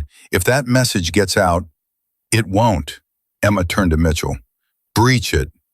The door's reinforced. We need... Emma grabbed a fire extinguisher from the wall and swung it into the electronic lock with enough force to send sparks flying. The mechanism shattered. She kicked the door open before Mitchell could stop her. Harrison was standing at the main console, his back to them. His hands were raised, frozen in the act of typing. "Step away from the console, Colonel." Harrison didn't move. "You don't understand what you're doing." "I understand perfectly. You've been selling American lives for years. You suppressed my warning. You got good men killed." Emma's voice was ice. "Step away or I'll put you down where you stand." Slowly, Harrison turned. His face was pale, his eyes wild with something that looked almost like relief. "I'm not the mole, Collins. The evidence says otherwise. The evidence was planted. Every connection, every paper trail, it was all designed to point at me." Harrison's voice cracked. "I figured it out 3 days ago. That's why I've been trying to send a warning, not to the enemy, to Washington, to the people who can actually stop this." Emma hesitated. Something in his tone didn't match the profile of a cornered traitor. He sounded desperate, yes, but not guilty. He sounded like a man who'd realized too late that he was being framed. "If you're innocent, why lock yourself in?" "Because I knew you'd come for me, knew you'd see the same patterns I saw and reach the same conclusion." Harrison lowered his hands slowly. "I also knew that the real traitor would be watching, would be waiting for exactly this moment." "What moment?" "The moment when everyone's attention is focused on me." Harrison's eyes moved past Emma toward the doorway, instead of on them. Emma spun. Chen had a pistol leveled at Mitchell's head. "Don't move, Lieutenant." Chen's voice was calm, almost conversational. "I've been doing this a long time. I won't miss." Mitchell froze, his eyes meeting Emma's. She could see the calculation running through his mind. Could he disarm Chen before she fired? The answer was written in his expression. No, he couldn't. "You," Emma breathed. "The whole time it was you." "The whole time it was me." Chen smiled, but there was no warmth in it. "Deputy Director of Intelligence. 23 years of loyal service. The perfect cover." She gestured with the pistol. "Drop your weapons, all of you." Emma's hand twitched toward the sidearm she'd taken from an MP on the way here. "I can see you calculating, Lieutenant, wondering if you're fast enough. Let me save you the trouble." Chen pressed the pistol harder against Mitchell's temple. "You're not. Not before I pull this trigger. And we both know you won't sacrifice him to stop me." Emma's jaw tightened. Chen was right. 3 years ago, she might have taken the shot anyway. Mission over everything, even the people she loved. But something had changed. Mitchell had come back for her, had never stopped looking, had believed she was alive when everyone else had given up. She couldn't watch him die. "Weapons down," Emma said quietly. She set her pistol on the floor. Behind her, Harrison did the same. "Good." Chen's smile widened. "Now, Colonel, you're going to complete that transmission, but the message is going to be different. You're going to confess to being the mole. You're going to detail your crimes, and then you're going to announce that you're taking your own life out of shame." "That won't work," Harrison said. The investigation will find exactly what I want it to find. A confession, a body, a neat little package that closes the case and lets everyone go back to sleep." Chen's eyes swept the room. "As for the rest of you, tragic casualties of the Colonel's breakdown, he killed you before turning the gun on himself. You've thought this through. I've had 3 years to think this through. 3 years of wondering if that damn sniper in the mountains would ever come down. 3 years of covering my tracks, eliminating loose ends, making sure no one ever got close enough to see the truth." Chen's voice hardened. "You should have stayed dead, Collins. It would have been so much easier for everyone." "Including the 43 Americans who died because of your intel?" "Acceptable losses, the cost of doing business." Chen shrugged. "You think I'm a monster? I'm a pragmatist. The information I sold saved 10 times as many lives as it cost. The operations I compromised were going to fail anyway. Bad planning, poor execution, institutional arrogance. I just made sure the failures happened on my terms." "You're insane." "I'm rational. There's a difference." Chen gestured with the pistol again. "Now, Colonel, the console. Move." Harrison didn't move. No. Excuse me? I said no. Harrison's voice was steady despite the fear in his eyes. You can kill me if you want, but I won't help you frame a dead man for your crimes. Chen's expression flickered, surprise, then annoyance. Brave words from a man with no leverage.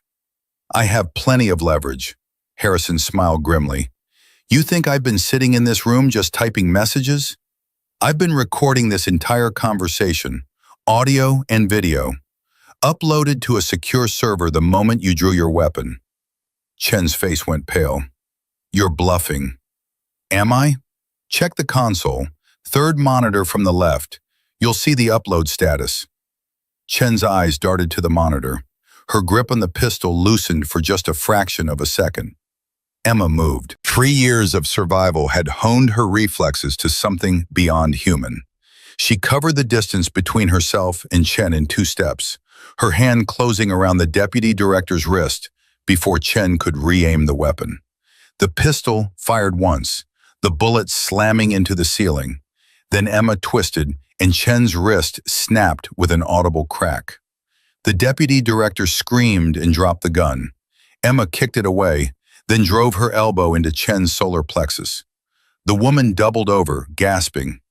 Mitchell, you okay? I'm good. Mitchell was already moving to secure Chen, zip-tying her hands behind her back while she writhed in pain. Harrison, is that recording real? Every word. Harrison's hands were shaking, but his voice was steady. I started recording the moment I realized I was being framed. I figured if I was going down, I was taking the real traitor with me. Smart. Desperate. There's a difference. Harrison looked at Emma. I owe you an apology, Lieutenant. When you first accused me, I thought you were unstable, paranoid, dangerous. I am all those things. Maybe, but you were also right. About everything. He gestured toward Chen, who was still gasping on the floor. She played us all. For years. Emma stared down at Chen, the woman who'd sold American lives for profit, the woman who'd kept her stranded in the mountains for 3 years, the woman who'd been responsible for more death than Emma could easily calculate. Why? Emma asked. Money? Ideology? What was worth 43 American lives? Chen looked up, her face twisted with pain and something that might have been contempt. You wouldn't understand. Try me. I was recruited 20 years ago, a young analyst with access to sensitive information and a mountain of student debt. They offered me money. I took it. Chen's laugh was bitter. It was supposed to be temporary, a few low-level leaks, nothing that would get anyone killed. But once you start, you can't stop. They own you. Who's they? Does it matter? Russians, Chinese, private intelligence firms. The lines blur after a while. Chen's eyes met Emma's. I'm not a traitor, Collins. I'm a commodity. I was bought and sold like any other asset on the market. You're making excuses. I'm explaining reality. You think I'm the only one? There are dozens like me, hundreds maybe, people in positions of power who've been compromised, recruited, turned. The system is rotten from the inside. Chen's voice dropped. Kill me if you want. It won't change anything. Someone else will take my place. Someone else always does. Emma crouched down until she was eye level with Chen. You're right, someone else probably will, but that someone won't be you. And the next time American operators go into hostile territory, they won't have you selling their routes to the enemy. You think you've won something? You've won nothing. I'm one person, one small part of a network you can't even imagine. Then I'll take the network apart, one person at a time, however long it takes. Emma stood. That's what I do. I hunt. I eliminate. I protect. She turned to Mitchell. Get her out of my sight before I do something I'll regret. Mitchell hauled Chen to her feet. What do we do with her? We turn her over to people who actually investigate traitors instead of covering for them. Harrison was already on the console, typing rapidly. I'm sending the recording to 3 separate oversight committees and the Inspector General. By the time the sun comes up, every relevant authority will have evidence of her confession. That won't hold up in court, Chen sneered. Coerced confession, illegal recording, any lawyer. I don't need it to hold up in court. Harrison's voice was cold. I need it to destroy your network. The people you work for are going to see this recording and know you've been compromised. Know that you talked. Know that you're a liability. He smiled grimly. How long do you think you'll survive once they realize that? For the first time, real fear flickered in Chen's eyes. You can't do this. You'll be signing my death warrant. You signed your own death warrant when you sold American lives. Emma's voice held no sympathy. I spent 3 years in those mountains because of you. I watched good men die because of you. Whatever happens next, you earned it. MPS arrived within minutes, summoned by Harrison's transmission. Chen was taken away, still protesting her innocence, still threatening legal action, still trying to salvage something from the wreckage of her decades-long betrayal. Emma watched her go with empty eyes. You okay? Mitchell asked quietly. I don't know. Emma's voice was distant. I spent 3 years hunting ghosts in the mountains. Now I'm hunting them in the corridors of power. It feels different. It is different. The mountains were simpler. Everything was simpler. Emma turned to face him. Out there, I knew who the enemy was. Anyone not American was a potential threat. Anyone trying to kill me was a target. The rules were clear. And now? Now the enemy wears the same uniform I do, speaks the same language, claims to serve the same flag. Emma's jaw tightened. Chen was right about one thing. She's not the only one. The system is compromised, rotten, and I don't know how to fight an enemy I can't see. You fought one for 3 years. I fought a visible enemy using invisible methods. This is the reverse. Emma shook her head. I don't know if I'm built for this kind of war. You're built for whatever war you choose to fight. Mitchell's hand found hers. And you don't have to fight alone anymore. Emma looked down at their intertwined fingers. 3 years ago, she would have pulled away, would have rejected the offer of help as weakness, would have insisted on carrying every burden herself. But 3 years had taught her something. Strength wasn't just about endurance. It was about knowing when to accept support, when to trust, when to let someone else share the weight. Okay, she said quietly. Together. Together. They stood there for a moment, 2 warriors finding solid ground after years of uncertainty. Around them, the base hummed with activity. MPs securing the facility, intelligence officers beginning the long process of damage assessment, commanders trying to understand how deeply their operations had been compromised. But in that moment, none of it mattered. What mattered was that Emma was alive. Mitchell was alive. And the traitor who'd cost so many American lives was finally going to face justice. Lieutenant Collins, Harrison approached, his face drawn with exhaustion, but his voice steady. I've been in contact with command. They want you debriefed immediately. Everything you know about enemy operations, communications protocols, asset networks, they want it all. They'll get it, but not tonight. Tonight? It's almost dawn. Emma looked toward the window, where gray light was beginning to seep across the sky. She'd lost track of time. Again. 3 years of measuring days by survival instead of clocks had rewired her sense of normal. Then not this morning, she amended. I need rest, real rest. Then I'll give them everything I have. Harrison hesitated. The brass isn't going to like that. The brass can wait. I've been running on adrenaline and willpower for 72 hours. If they want useful intelligence instead of exhausted rambling, they'll give me time to recover. Emma's voice left no room for argument. 6 hours, then I talk. I'll make sure of it. Harrison extended his hand. For what it's worth, Lieutenant, thank you. If you hadn't come back, Chen would have operated for years longer, maybe decades. The damage would have been incalculable. Emma shook his hand. The damage was already incalculable, Colonel. 43 dead, 17 compromised operations, 3 years of my life. Her grip tightened. But it's done now. Chen is finished, and I'm going to make sure no one else has to fight the kind of war I fought. How? Emma released his hand and turned toward the door. By becoming the kind of ghost that hunts other ghosts. By using everything I learned in those mountains to protect the people who never knew I existed. She paused at the threshold. Someone has to watch the Watchers, Colonel. Someone has to be the last line of defense when the system fails. And that someone is you? Emma looked back over her shoulder, and for just a moment, Mitchell saw the woman she'd been 3 years ago. The brilliant sniper, the dedicated officer, the person who'd sacrificed everything for her country without hesitation. But he also saw who she'd become, the survivor, the hunter, the ghost who'd learned that sometimes the only way to protect people was to become something they feared.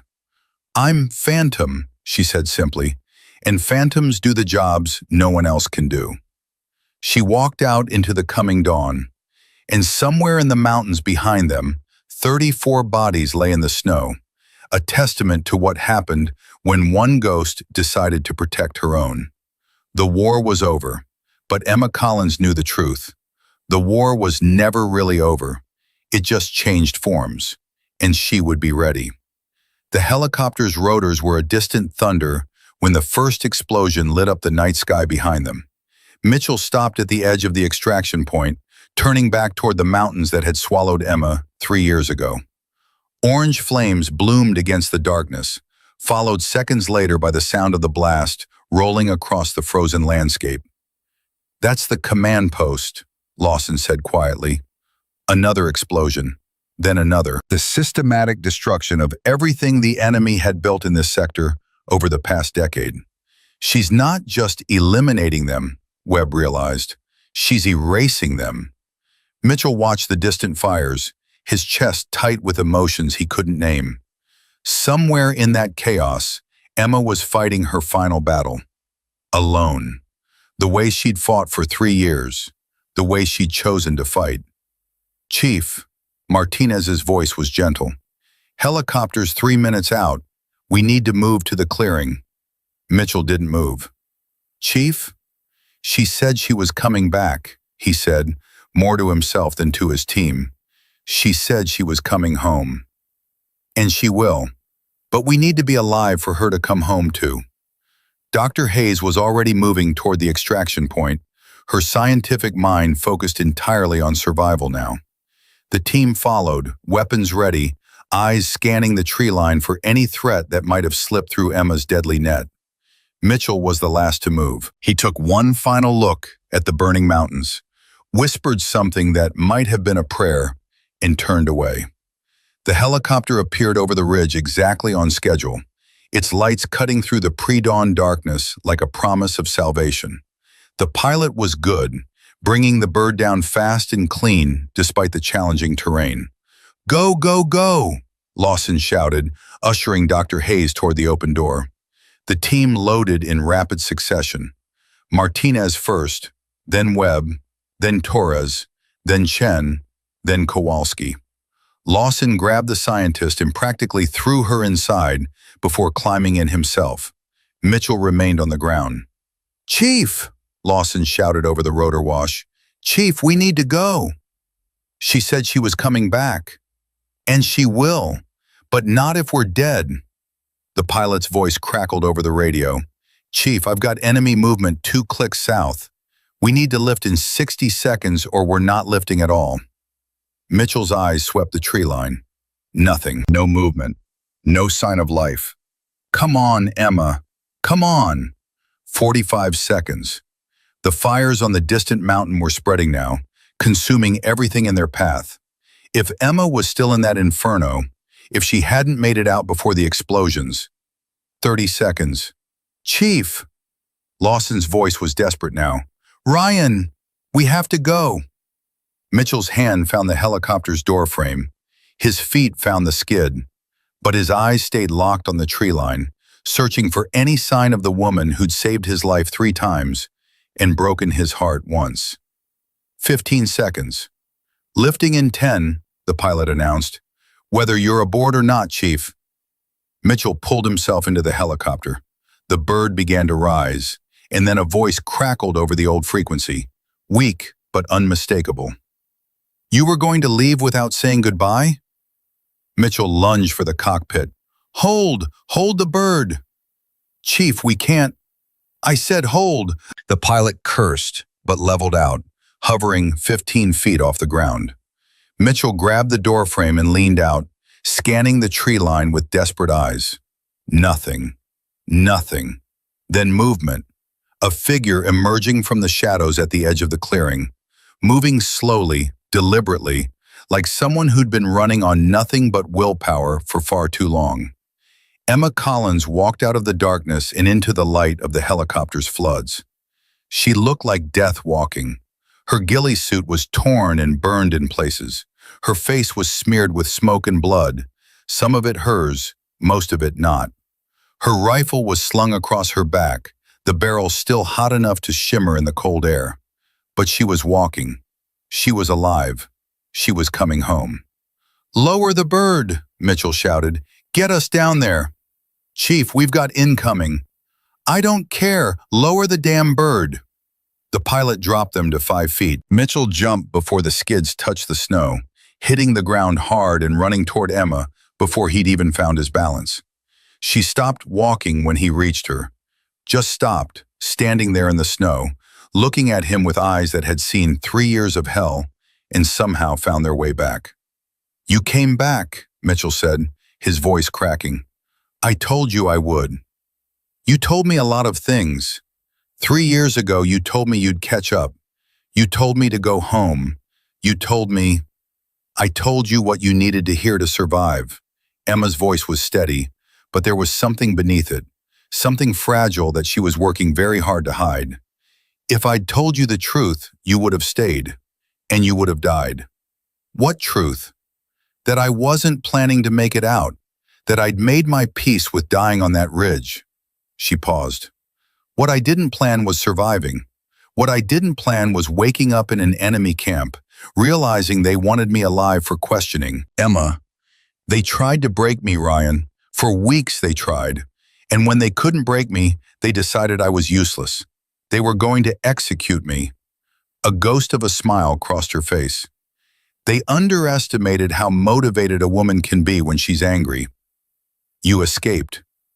"I escaped, and I decided that if I was going to die in these mountains, I was going to take as many of them with me as possible." She looked back at the burning command post. 3 years of taking, 3 years of making them afraid of shadows, 3 years of waiting for a reason to stop. And now? Emma turned back to him. For the first time, he saw the exhaustion beneath the steel, the loneliness beneath the strength, the human being beneath the ghost. "Now I'm tired, Ryan, so tired, and I want to go home." Mitchell reached out and took her hand.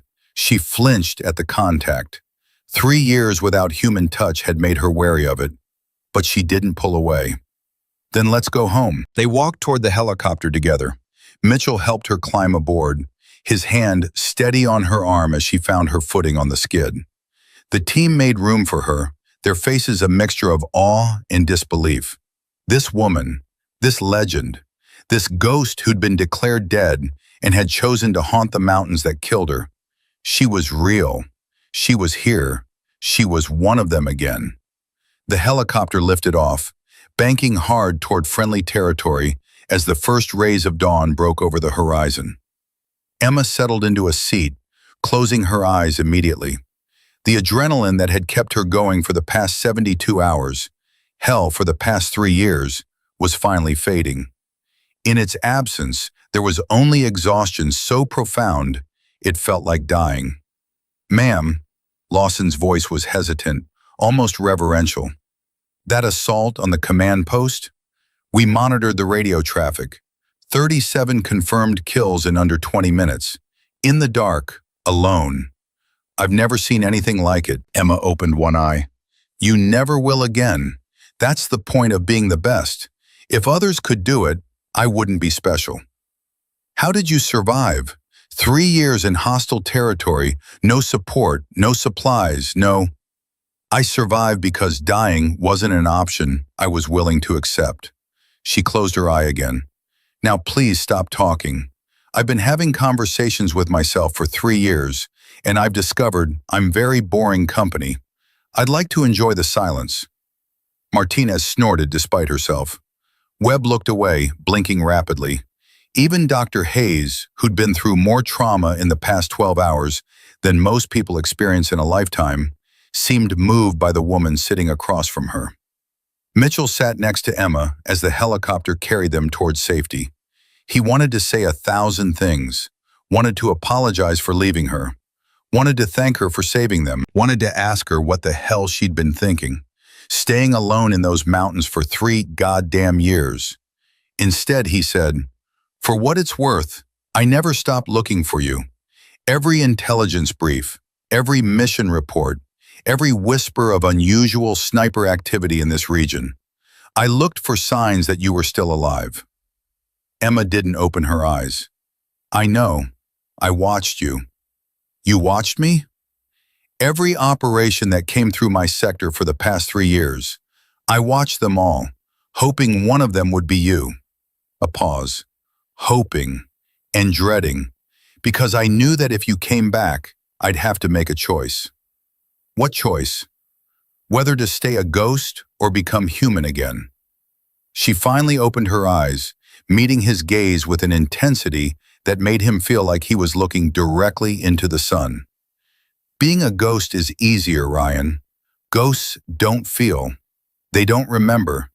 They don't have to face the people they left behind and explain why they chose war over reunion." "Is that why you never made contact? All those years you could have signaled, could have let us know you were alive. Why didn't you?" "Because if I had, they would have hunted me differently. They would have known I was still operational, still a threat. I needed them to think I was one desperate survivor, not a strategic asset waging a one-woman war." She paused. "And because I wasn't ready to be Emma Collins again, wasn't ready to be anything other than a rifle and a grudge. And now? Now I've killed everyone who knew my location. Now I've burned everything I built. Now there's nothing left in those mountains except ghosts that belong to me." She reached out and took his hand, a deliberate choice, an act of reconnection. "Now I'm ready to find out if there's still a person underneath all this scar tissue." Mitchell squeezed her hand gently. "There is. There always was. Even when you were a ghost, you were still saving lives, still protecting people, still doing what Emma Collins does. What I do is kill people, Ryan. What you do is protect the people you love. The killing is just how you do it." Emma was quiet for a long moment. When she spoke again, her voice was barely a whisper. "I don't know how to be normal anymore. 3 years of living like an animal, thinking like a predator.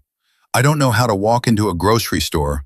Don't know how to have a conversation that isn't about wind speed and bullet drop. Don't know how to be around people without calculating sight lines and exit routes. You don't have to be normal. You just have to be alive. The rest we figure out as we go." "We?" "We." Mitchell's voice was firm. "You're not doing this alone anymore. Whatever comes next, however hard it is to readjust, you're not facing it by yourself." Emma stared at him for a long moment. Then slowly something shifted in her expression. Something that might have been hope. Something that might have been trust. Something that had been buried so deep for so long that it almost hurt to feel it again. "Okay," she said simply. "Okay." She leaned her head back and closed her eyes again. But this time her hand stayed in his. And when she fell asleep, the first real sleep she'd allowed herself in 3 years, it was with the knowledge that someone was watching over her for a change. The helicopter banked toward friendly territory, carrying its cargo of wounded warriors toward a dawn that finally felt like a beginning instead of an end. Behind them, the mountains burned, and somewhere in the ashes of a command post that would never threaten anyone again, 37 men had learned the final lesson of Emma Collins' 3-year curriculum. Some ghosts don't stay dead, and the ones that don't, they don't miss. Not ever. Not phantom. The debriefing took 6 hours. Emma sat in a sterile room, facing a panel of intelligence officers who struggled to believe what they were hearing. 3 years of solo operations, hundreds of confirmed kills, a complete mapping of enemy infrastructure that would take years for analysts to fully process. You maintained operational effectiveness for 36 months with no resupply? One officer asked, his voice dripping with skepticism. I resupplied from the enemy, Emma replied flatly. Every patrol I eliminated was a delivery service. Ammunition, food, medical supplies. They were very generous once you convinced them to share. And you never considered extraction? Never tried to reach friendly territory? I considered it. Then I watched an American convoy get ambushed 3 kilometers from my position. Watched good men die because the enemy knew they were coming. Her eyes hardened. Someone was feeding them intelligence. I decided that leaving would mean letting that continue. So I stayed, and I hunted. You're saying there's a mole? I'm saying that for 3 years, every American operation in that sector was compromised before it began. Except one. She glanced at Mitchell, who was sitting in the corner of the room. Last night's extraction wasn't compromised because I'd spent the previous week eliminating everyone who could have passed information. The mole's network is dead. Finding the mole himself is your job. I've done mine. The debriefing continued, but Emma's answers grew shorter, her patience thinner. By the time they finally released her, she looked ready to start another war just for something to do. Mitchell was waiting outside. That looked fun, he said. I've had better conversations with rocks. The rocks asked smarter questions. She fell into step beside him as they walked toward the base housing. What happens now? Now you get some rest. Real rest, in a real bed, with real walls around you. And then? Mitchell stopped walking. That depends on you. You could retire. God knows you've earned it. Disappear somewhere warm. Spend the rest of your life pretending none of this ever happened. That's not an option. I know, which is why I made some calls. He pulled a folder from his jacket, handing it to her. There are programs, black programs, the kind that don't officially exist. The kind where asking about your past 3 years would be considered impolite. Emma opened the folder. Inside was a single sheet of paper with minimal information. A designation, a contact protocol, an authorization level. Phantom, she read. That's what they're calling me? That's what you've always been. Now it's just official. Mitchell met her eyes. No medals, no parades, no publicity. You work when you choose, disappear when you need to. You're still a ghost, just one that decides when to be visible. And what about you? What about me? Emma closed the folder. I spent 3 years watching you, Ryan. Watching you search. Watching you refuse to give up. Watching you carry the weight of leaving me behind. She stepped closer. I didn't survive all that just to walk away now. If I'm doing this, I need to know you're part of it. I'm your commanding officer, or I will be, once the paperwork goes through. That's not what I'm asking. Mitchell understood. Of course he understood. 3 years of guilt and grief and hope had led to this moment. Standing in a corridor on a military base, facing a woman who'd come back from the dead, trying to figure out what the hell came next. I'm not going anywhere, Emma. Whatever you need, however long it takes, I'm here. She nodded slowly. Good, because I'm going to need someone to remind me how to be human. And you're the only person I trust enough to tell me when I'm getting it wrong. Deal. They started walking again. The sun was fully up now, streaming through the windows with a warmth that felt almost miraculous after the frozen hell they'd escaped. One more thing, Emma said as they reached her assigned quarters. What's that? That shot. The first one. The one that took down their commander from 800 meters in a blizzard. What about it? A hint of a smile played at the corner of her mouth. You asked who fired it. Did you ever figure it out? Mitchell smiled back. I had a pretty good idea. Good. Remember that feeling the next time you think about leaving someone behind. She opened her door, then paused, looking back at him one final time. I don't make promises anymore, but I make intentions. And my intention is to spend the rest of my life making sure no one ever has to do what I did. No one fights alone, not while I'm still breathing. She went inside. Mitchell stood in the hallway for a long moment, processing everything that had happened. 24 hours ago, he'd been leading a routine extraction. Now he was looking at the beginning of something that would change military operations for decades to come. The Phantom was real, and she was just getting started. 6 months later, a classified file landed on a desk in a building that officially didn't exist. The office belonged to a woman whose real name hadn't been spoken aloud in over a decade. She was the director of a program so secret that even knowing its name could be considered a security breach. Her job was collecting ghosts, finding the operators who existed in the spaces between official records, and giving them the missions that couldn't officially happen. She opened the file. Designation, Phantom. Specialty, long-range precision elimination. Availability, when required. Current location, classified. Authorization level, black. Attached was a note in Mitchell's handwriting. She is not mine to command. She chooses her missions. I simply provide opportunities. The director smiled slightly. She'd seen a lot of exceptional operators in her career. None of them had a file like this. None of them had spent 3 years waging a one-woman war against an entire enemy network. None of them had come back from the dead. She pressed a button on her desk. File Phantom as active. Deep cover, on-call status. Yes, ma'am. Any restrictions on deployment? The director considered this. Emma Collins had survived the unsurvivable, had done the impossible so many times it had become routine, had proven that one person, properly motivated, could change the course of entire conflicts. Restrictions seemed almost insulting. None. If we're calling her, it means we've run out of options. Let her work however she works best. Understood. Should we inform her commanding officer of her activation? No.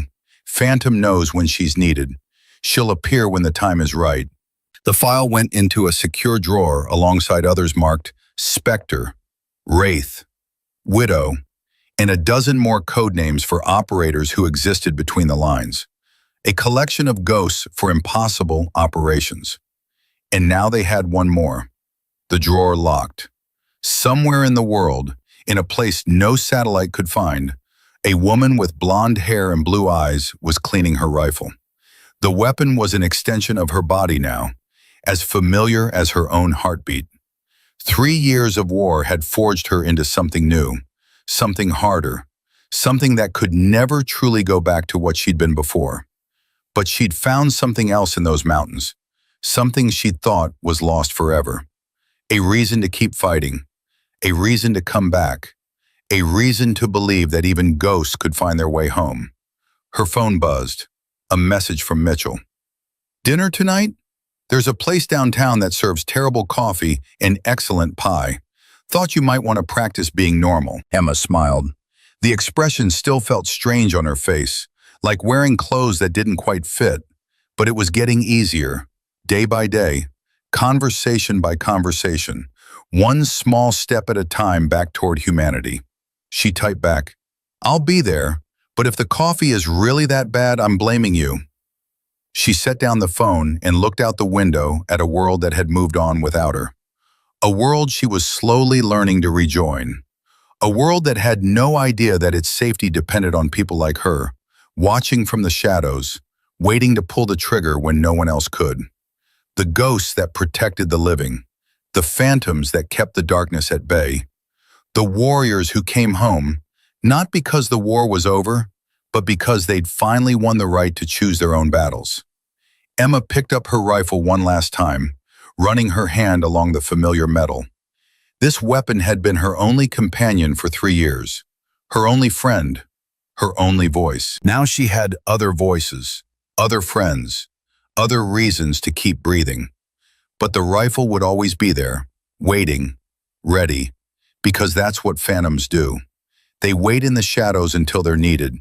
And when they're needed, they don't miss. Not ever. Not Emma Collins. Not Phantom.